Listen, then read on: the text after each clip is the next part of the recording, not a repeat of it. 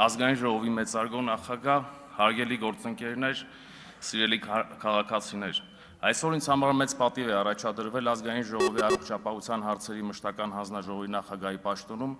ինչի արդիվ թույլ տվեք շնորհակալություն հայտնել քաղաքացիական պայմանագիր խմբակցության իմ գործընկերներին վստահության համար։ Ուզում եմ հատուկ ընդգծել, որ առաջադրումը ես ընկալում եմ որպես մեծ պատասխանատվություն մեր երկրի առողջապահական համակարգի կայուն զարգացման, յուրաքանչյուր քաղաքացու առողջության պաշտպանության եւ ոլորտի ամրապնդման համար։ Այսօր ուզում եմ խոսել ոչ թե թվերի եւ վիճակագրությունների մասին, որովհետեւ ընտրվելու դեպքում դրանց անդրադառնալու հնարավորություններ վստահաբար կլինեն։ Այսօր ուզում եմ խոսել առողջապահական համակարգի եւ քաղաքացու մասին։ Չի կարելի խոսել առողջապահության ապագայի մասին չարձանագրելով այսօրվա խնդիրները, իսկ անելիքները պետք է անկեղծ լինենք շատ են, եւ բնականաբար դրանք չեն կուտակվել 1 կամ 2 տարում, անգամ 10 տարում, դրանք կուտակվել են տասնամյակների ընթացքում։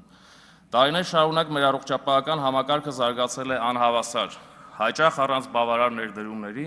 եւ ռազմավարական հետեւողականության։ Արդյունքում մենք ժառանգել ենք ենթակառուցվածքներ, որոնք շատ դեպքերում չեն համապատասխանել ժամանակակից նորմերի եւ բժշկության չափանիշներին։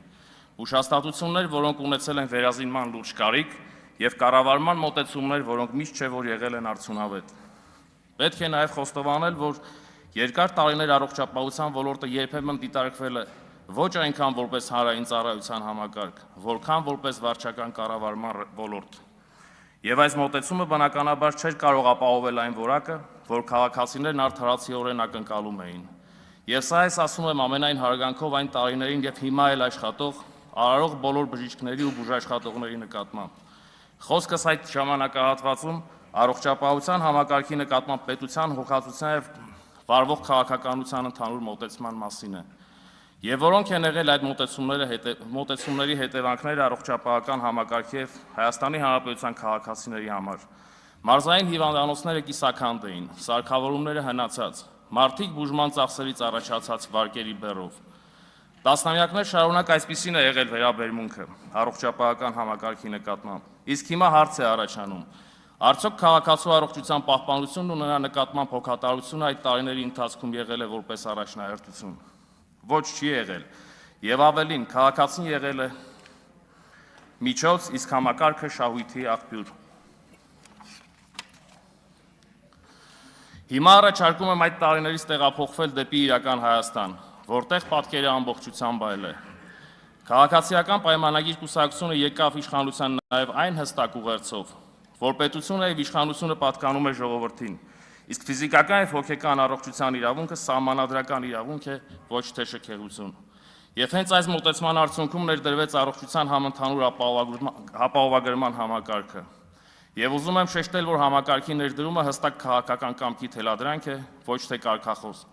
որը նաև եղել է մեր նախընտրական ծրագրի առաջնային կարևորագույն եւ հայեցակարգային կետերից մեկը։ Մերօրյա Հայաստանում անհրաժեշտ չէ, որ քաղաքացին վաճառի իր ամբողջ գույքը բուժում ստանալու համար, որովհետև պետությունը կանգնած է քաղաքացու կողքին։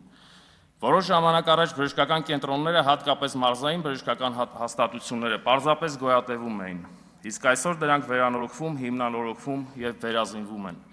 Վստահ եմ կհիշեք նաեւ, որ Հայաստանի Հանրապետությունը երկար տարիներ բժշկական տեխնոլոգիաների հագեցվածության առումով զիջում էր տարածաշրջանում։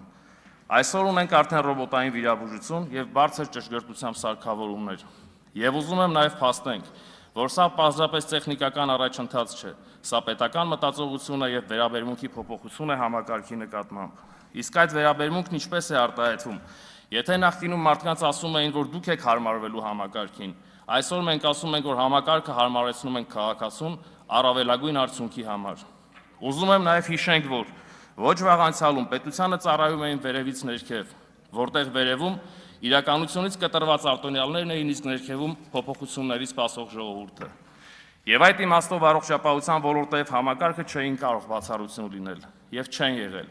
Այսօրվա Հայաստանում մենք ծառայում ենք ժողովրդին առանց վերևի ներքևի, որովհետեւ հիմքում մարդն է, քաղաքացին է եւ ընտանիքը։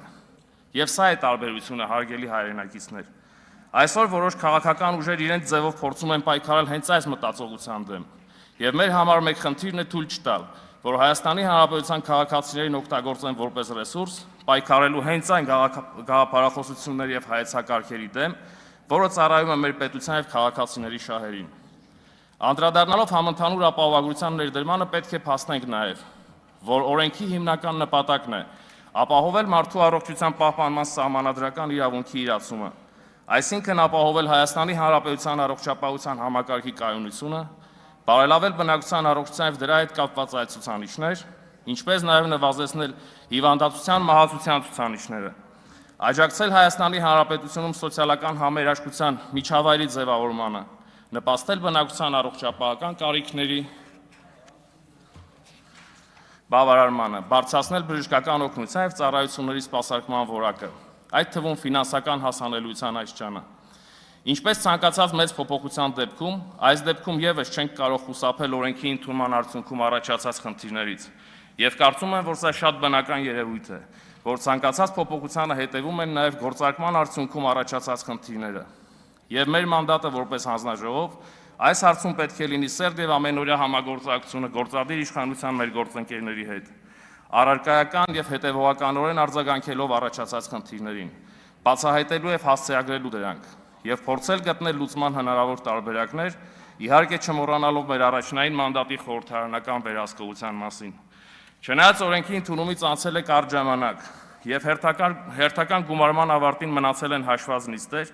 այնուամենայնիվ համընդհանուր ապահովագրության խնդիրների բացահայտումն ու դրանց կարգավորումը առաջնային փուլում գտնում եմ խիստ կարևոր։